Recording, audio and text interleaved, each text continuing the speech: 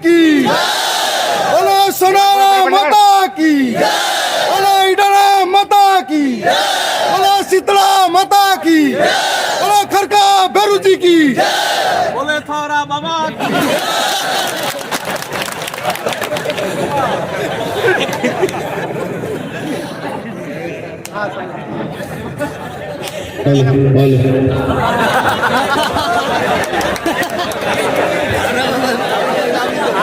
आशीर्वाद वहां से भी मिल गया है।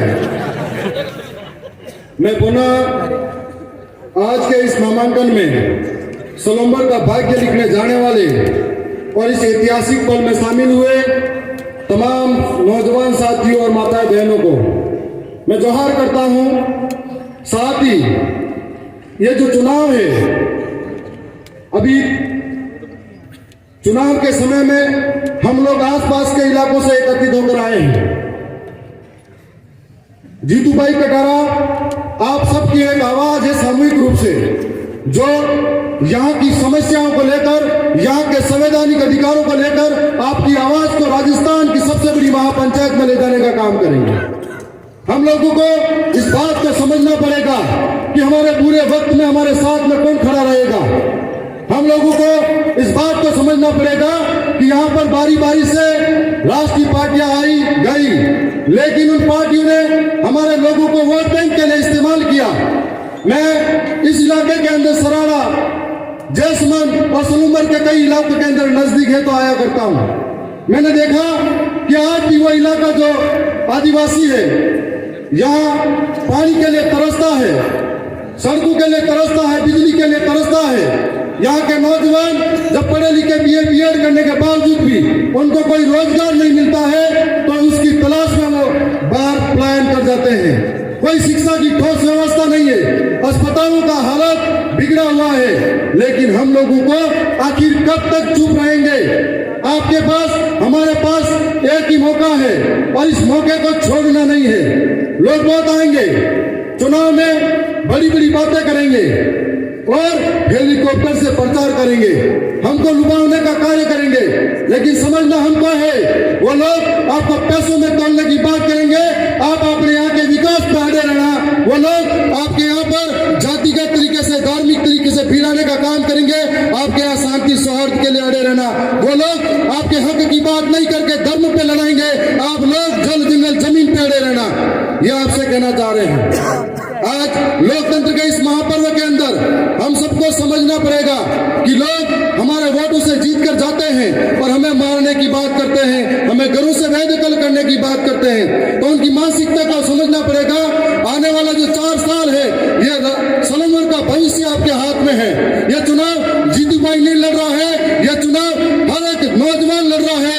यह चुनाव 2013 और 17 की आरक्षण की विसंगति के लिए लड़ रहे हैं। यह चुनाव हर एक किसान लड़ रहा है, यह चुनाव हर एक माता बहनें अपने सम्मान के लिए लड़ रही है। यह चुनाव इस इलाके की एक एक जनता लड़ रही है और यह चुनाव गरीबी के लिए सामने लड़ रही है, बेरोजगारी के सामने लड़ रही है, भ्रष्टाचार के सामने लड़ रहे हैं। यह चुनाव जल जंगल जमीन को बचाने के लिए लड़ रहे हैं। इन बातों को हम सबको समझना है। जीतू भाई एक साधारण परिवार से आते हैं, मैं भी एक साधारण परिवार से आता हूं।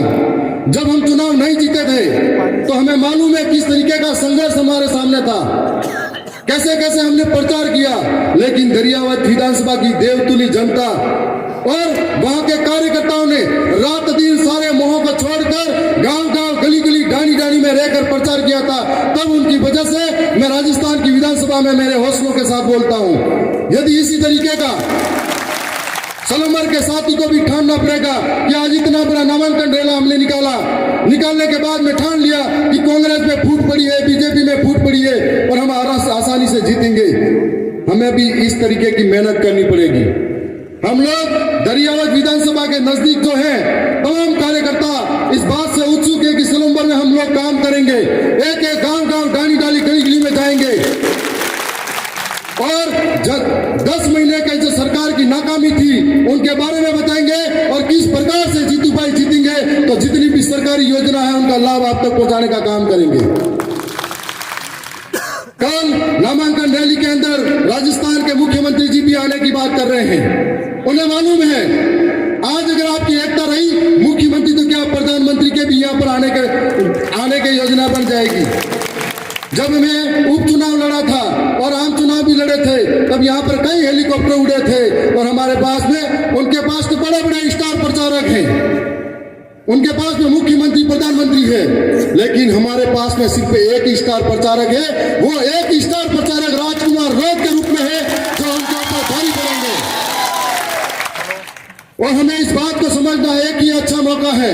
शंकर मेघवाल की घटना जब हुई थी, तब इन पार्टियों ने किस तरीके से धोखा किया था। गिंगला के अंदर जो घटना हुई थी, तब किस तरीके का धोखा हुआ था।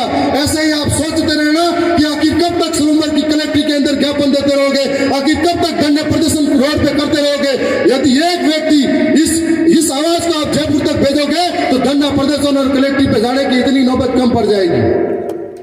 जब हम लोग संवैधानिक रूप से उस संविधान की सबसे बड़ी महापंचायत में बोलेंगे, मैं एक बार ये चाहता हूं कि मेरी आदि विधानसभा इस सलूमर जिले के अंदर आती है और बहुत सारे प्रशासनिक काम उदयपुर के अंदर होते हैं।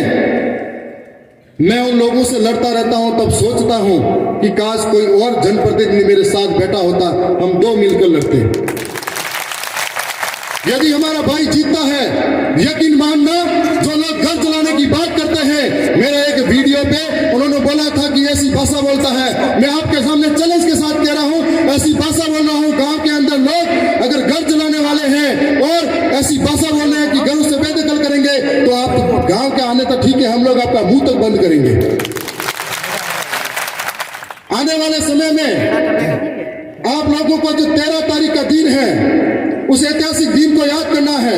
10 तारीख से पहले गांव-गांव, गली-गली, ढाणी-ढाणी के अंदर जाकर ये प्रचार दोहराना है कि इस बार एक परिवर्तन लाना है। जनता ऊब चुकी है, परिवर्तन चाहती है, 75 सालों का डर्रा खत्म करना चाहती है।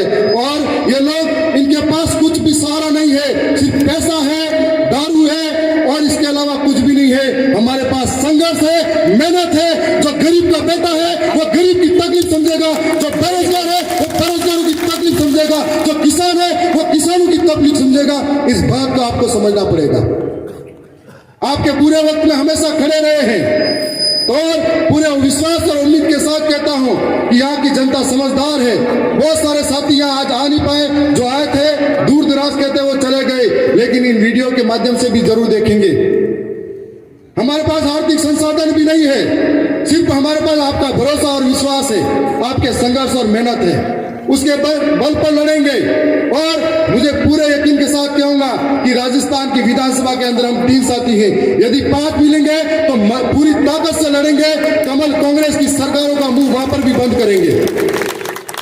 मैं इतना ही कहूंगा, अंतिम वक्ता के रूप में सांसद महोदय भी यहाँ पर हैं और यहाँ से भी उनका और कार्यक्रम है कि वक्त बहुत कम है, जितना दम है लगा देना। कुछ लोगों को आप जगा देना, कुछ लोगों को हम जगा देंगे। बहुत बहुत धन्यवाद, आभार। बहुत बहुत धन्यवाद विधायक महोदय। समय समय पर यूं ही हमारे कार्यकर्ताओं में जोश बढ़ते रहना।